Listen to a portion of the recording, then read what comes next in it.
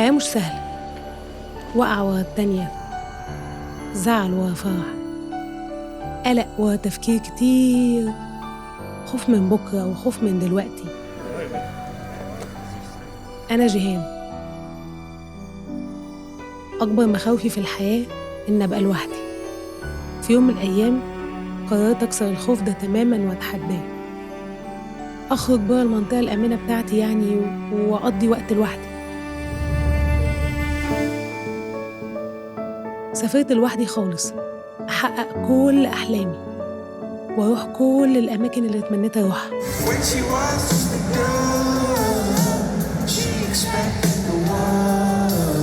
وأعمل كل الحاجات اللي كان نفسي فيها. إيه الطعم السكر ده؟ ولما عملت كده حسيت إن إيه ده؟ أنا كنت خايفة من إيه؟ وعرفت أنا بحب إيه وبكره إيه.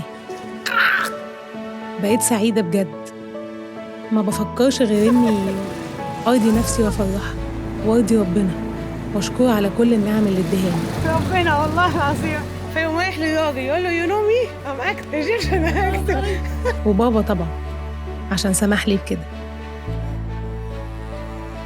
بس مش معنى كده إن أنا بحب أبقى وحيدة. ما عنديش حل تاني. ده أنا عملت صحاب في كل مكان. وحدا بيعز عليا. ما شاء الله صوتك خيالي. وعندي طاقة تملى الدنيا دي كلها حب. مش هيحصل حاجة يعني لو اديت منها لنفسي شوية.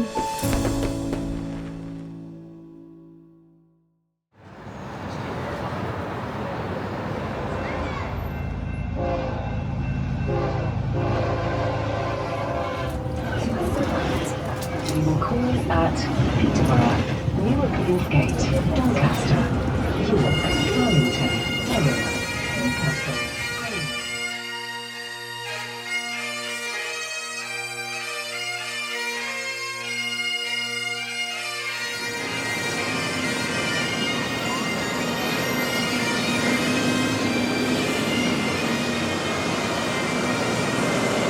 أنا لسه واصلة دلوقتي اسكتلندا، إدنبرا، ويعني أنا كان نفسي طول عمري أجي، بس لما جيت حسيت إحساس أحلى مما كنت متخيلة. يعني وصلت بدري شوية، ميعاد التشيك إن الساعة 3 ودلوقتي الساعة 1، فدفعت 5 جنيه استرليني ايرلي تشيك إن، بس قالت لي هينضفوا لك المكان وتطلعي.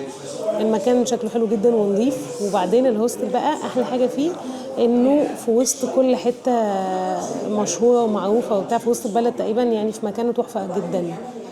من ضمن الخدمات اللي بيقدمها الهوستل إن في مطبخ كل الناس تقدر تستخدمه، مايكرويف، بوتاجاز عشان لو عايز تطبخ، كل واحد حاطط حاجته وكاتب عليها ايه اسمه، يعني كوبايات اهي عشان لو عايز تعمل ايه اي حاجة من بالكتل او كده. انت لو هتحط اكلك لازم تعلمه عشان محدش يتلخبط وياخد حاجة مش بتاعته. بس تلاجتين كبار اهو، وتوست ولبن. عبط، احنا في عبط. بس انا كنت زعلانه ان انا سبت لندن وجيت، بس انا حاسه ان البلد دي انا هتبسط فيها قوي ان شاء الله. يعني كانت حلم من احلامي والحمد لله حققت. يا رب السفريه كلها تكمل على خير. ده الكي عشان ادخل الاسانسير والاوضه نفسها. انا في الدور الثاني، اوضه رقم كذا، بود نمبر 1 208. الهوستل ده مختلف عن الهوستلز اللي انا جربتهم قبل كده. مش سراير بقى، لا، دي حاجة اسمها كبسولة أو بود كده، بتدخل نفسك جواها وتقفل الستارة عليك. ده سريري، أنا طبعا كان نفسي في اللي تحت بس مش هينفع، فهطلع فوق. It's okay, it's okay. جوه بقى فيه كهرباء، فيش ونور. يوم السفر ببقى تعبانة جدا وبقول هريح شوية أول ما أوصل، بس من كتر الفرحة اللي أنا فيها بالبلد نسيت التعب وقررت ألبس وأنزل على طول.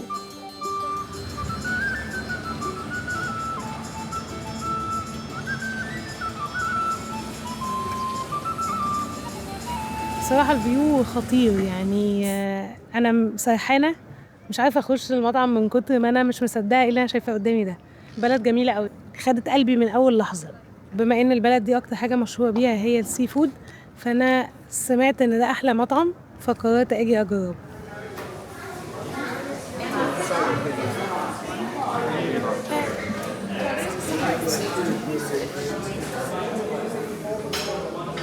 انا طلبت صبيط مقلي وطلبت نص استاكوزا وشوربه عندهم تراديشنال موجوده في اسكتلندا اسمها سمك الحدوق، عاملينه كده بشوربه بالكريمه. انا مش فاهماها قوي، هفهمها دلوقتي. كنت طالبه رز وبعدين لغيته، حسيت ان انا مش في سمكمك يعني.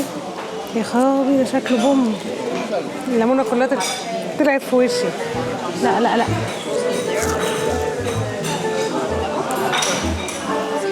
يا جماعه، لا لا حلو قوي.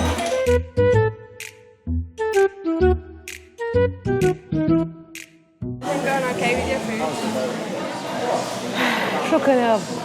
كل المنطقة بتاعت قارة أوروبا دي النهار بيخلص فيها في الصيف الساعة 11 بالليل تقريبا يعني، فعشان كده أنا بروح بيبقى الساعة 11، فخلاص آخر اليوم بنام عشان أصحى بدري والحق اليوم من أوله.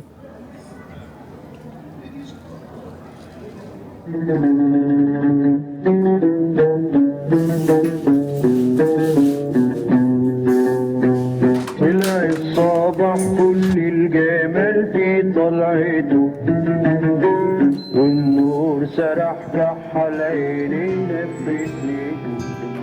هلو إدنبرا، تحفة تحفة تحفة، عايز أصور كل حاجة. أنا ماشية في نص الشارع ودي حاجة في منتهى قلة الأدب. لازم أخش على الجنب. الله، مفيش حاجة حتى لو صورت ممكن توصف الجمال اللي أنا شايفاه ده. بصراحة تجربة جميلة جدا جدا جدا.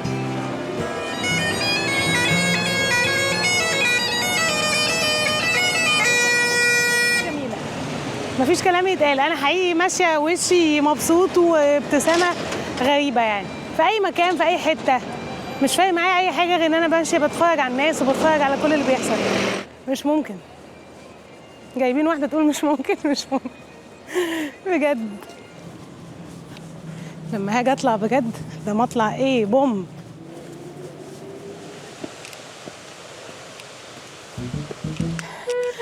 هموت، نفسي هيموتني.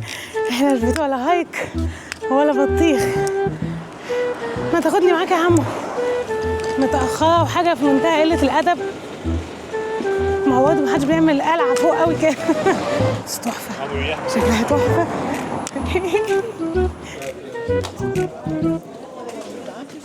أنا دلوقتي في إدنبرا كاسل مستنية الجايدد تور. كنت عايزة بس أشرح لكم إن المكان ده بيعملوا فيه لايف أوركسترا لهاري بوتر وهما بيعرضوا الفيلم، فطبعا حاجة يعني بصراحة مش طبيعية، حاجة حلوة جدا وسياحة معمولة بشكل حلو. الناس اللي بتحب الأفلام وفي نفس الوقت الناس اللي بتحب المزيكا، موضوع بجد في منتهى الجمال يعني.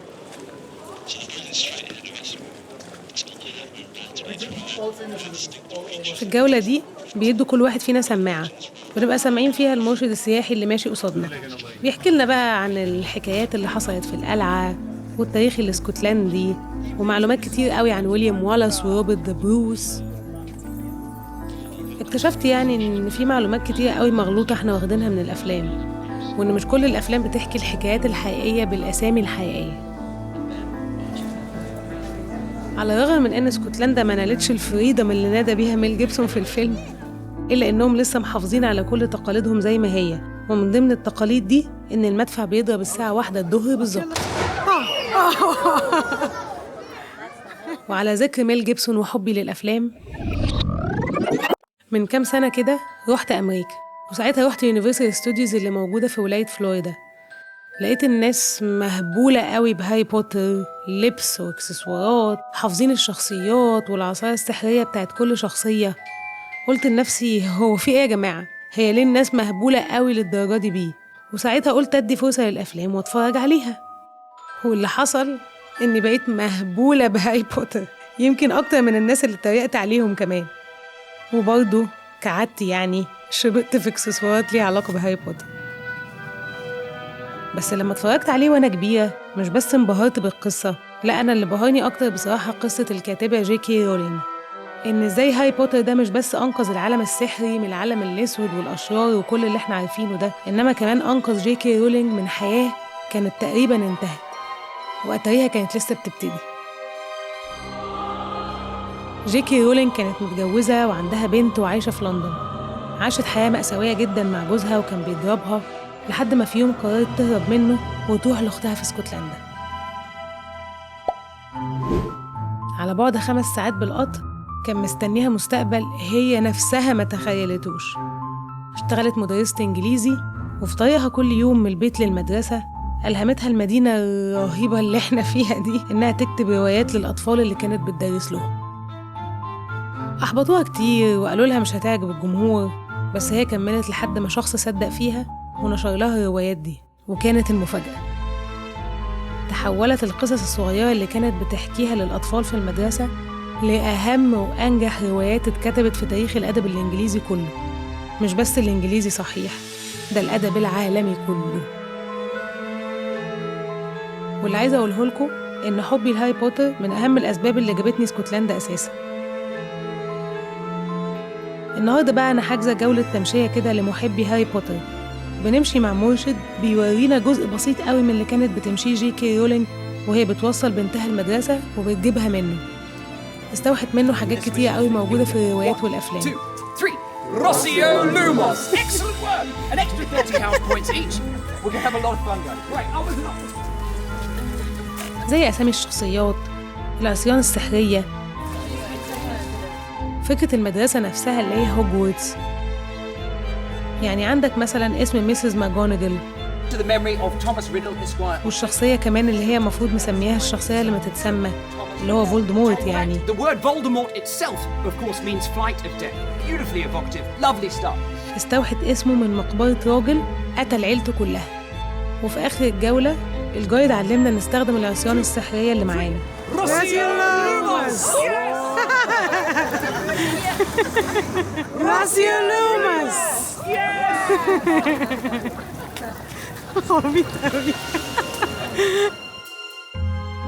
انتهت الجولة في شارع مشهور جدا اسمه فيكتورياز ستريت، اللي استوحت منه جي كي رولينج فكرة دياجون ألي، الشارع اللي هو في الرواية كانوا بيجيبوا منه الأدوات المدرسية في بداية كل عام دراسي في هوجورتس. الشارع ده فيه كافيه اسمه ذا إليفانت هاوس، كتبت فيه جي كي رولينج 3 روايات من هاري بوتر، الكتاب التاني والتالت والرابع. ومن ضمن الحاجات اللي هم عاملينها كسياحة في الكافيه ده إنهم بيعملوا حاجة كده اسمها باتر بير. الباتر بير دي كان بيشربها هاري بوتر وأصحابه لما كبروا في السن شوية، بس هي بير من غير كحول يعني، عاملينها للأطفال يعني كنوع من أنواع السياحة. بعد كده ابتدت تبقى مشهورة والناس عارفاها، فبقت عايزة تتصور معاها وتدور عليها أول ما تعرف إنها موجودة عشان تمضي أوتوغرافات وحاجات شبه كده، فبقتش عارفة تشتغل براحتها، فابتدت تشتغل في أوتيل اسمه بالمورال هوتيل. هو ده، فده الأوتيل ده يعتبر من أغلى الأوتيلات الموجودة في أوروبا وفي العالم كله. وهي قاعدة بتكتب لقت محطوطة على زي تيبل كده جنبها مثلث، فشافته وحست ان هو زي ذا ديسلي هالوز. الكتاب الأخير لهاري بوتر كان اسمه ذا ديسلي هالوز. ديسلي هالوز دي اللي هي مقدسات الموت، عبارة عن الحجر والعباية والعصاية السحرية. فكتبت عليهم جي كي رولينج finished the Deathly Hallows هنا، وهنا انتهت السلسلة بتاعت هاري بوتر. الأوتيل كان بيأجر السويت اللي هي فيه ده ب$500، النهارده بقى بيتأجر ب$1000، فبقى أغلى أوتيل في العالم عشان بس هي خلصت فيه الرواية وقفلت بيه السلسلة بتاعت هاري بوتر.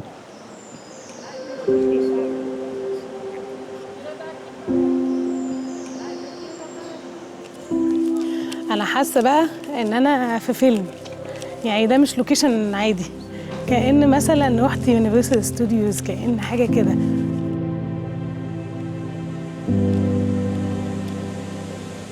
تحفة تحفة.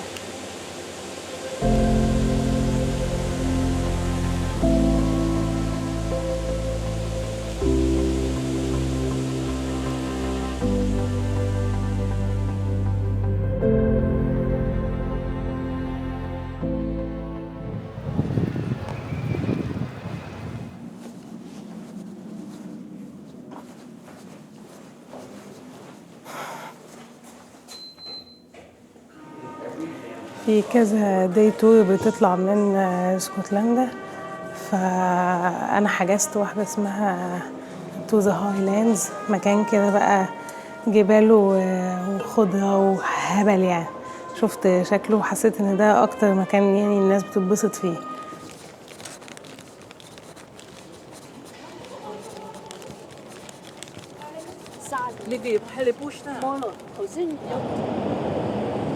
احنا دلوقتي في الباص. المفروض بقى ان احنا نتحرك الساعة 8، يعني هو كان ميعاده 8 اللي هو بنتجمع. هما بصراحة مواعيد ايه بوم.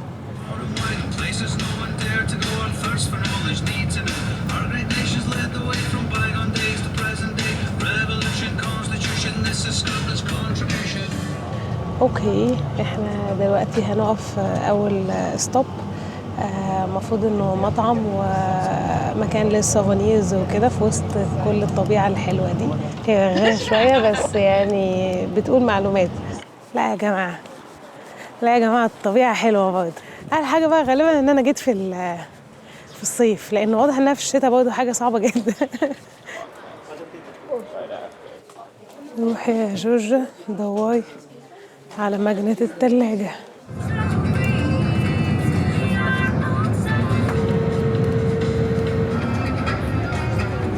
Hi. هاي What name is it under? جيهان. Okay, so that's £28 please.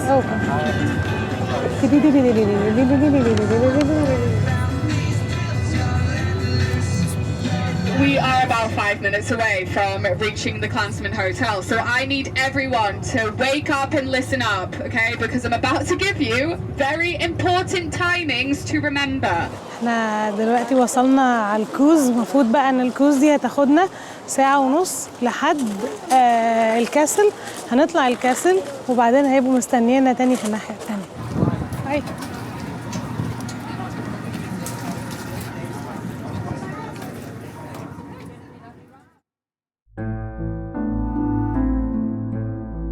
وانا صغيره لما كنت بتفرج على فيلم بريف هارت كان نفسي طول عمري اجي الاماكن الخضراء الرهيبه اللي هم صوروا فيها الفيلم ده، بس ما كنتش متخيله في يوم من الايام يعني ان انا بصراحه ممكن احقق الحلم ده. مش عارفه ابص على ايه ولا ايه، اصور فيديو ولا اصور صور ولا اقول حاجه. حقيقي الواحد محتاج يقعد كده حبه من غير ما يبقى يلا يلا يلا هنمشي.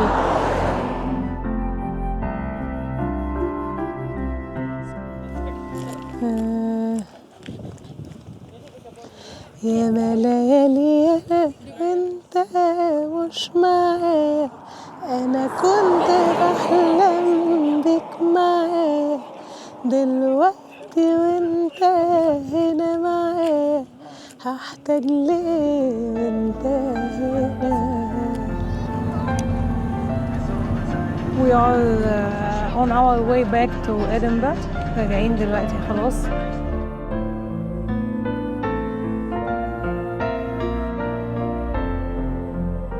راجعة من المكان ده وانا عيني شبعانة بكل المناظر الحلوة اللي شفتها،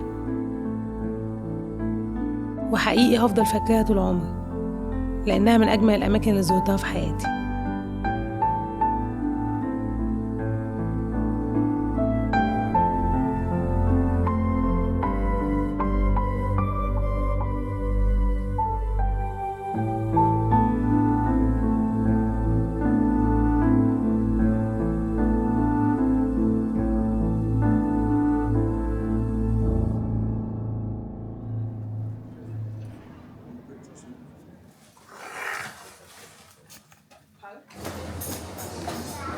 Do you want to order a drink? Yeah, I want the Royal Earl Grey. Yeah. Do you want any milk? Milk in the Earl Grey? I didn't try it before. Only if you want it. Is it good? I've never had it, but it's just if you want it. Don't So worry. it's okay, the Royal Earl Grey? Yeah, no, it's okay. Yeah. Not having it. Yeah. Okay. Yeah. Thank you. Okay. I'll get it for you. طلبت دلوقتي المنيو غريبة شوية لأن هو traditional قوي، اسمه أصلا Taste of Edinburgh. ففي حاجات بقى عندهم حاجة اسمها هاجز كده. الهاجز دي ميت ممزوجة بشوية حاجات وبتاع، بس أنا حسيت إن ممكن يبقى فيها أي نوع من أنواع العبط فما رضيتش. أنا طيارتي إن شاء الله الساعة 3 والساعة دلوقتي 10، فقلت بدل ما أمشي بالشنط رحت قلت لها عايزة أعمل ليت تشيك إن في الهوستل يعني. فلما قلت لها عايزه اعمل ليت تشيك ان قالت لي ب 10 جنيه استرليني. قالت بس انت ماشيه امتى؟ قلت لها يعني على 11:30 ولا حاجه همشي. قالت لي طب خلاص حرام ان انت تدفعي 10 جنيه استرليني، احنا عندنا اللوكر اللاجج اللوكر رومز يعني فور فري.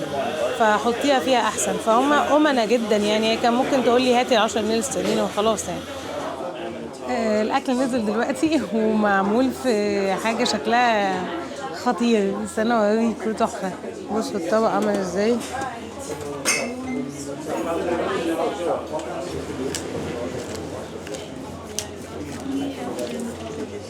انا من قبل ما اجي وانا مخططه ان انا لازم اكل ايس كريم في مكان اسمه ماريز ميلك بار.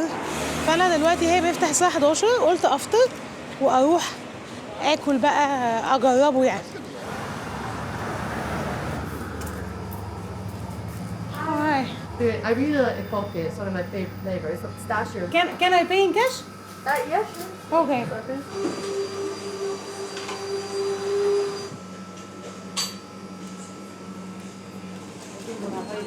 There you go. Oh, thank you. Enjoy. Thank you. واو. انا اصلا جايه مخصوص عشان السباجيتي ميت بولز دي عباره عن ايس كريم فانيلا معمول بشكل شرايح على شكل السباجيتي، رش عليه شيري كانها حته لحمه ميت بولز، ومبشور عليه وايت شوكليت كانها يعني بارميجان، وحاطين شويه ايه بسكوت متكسر كده. خطير، انا مش قادره اشرح لكم. حلو جدا.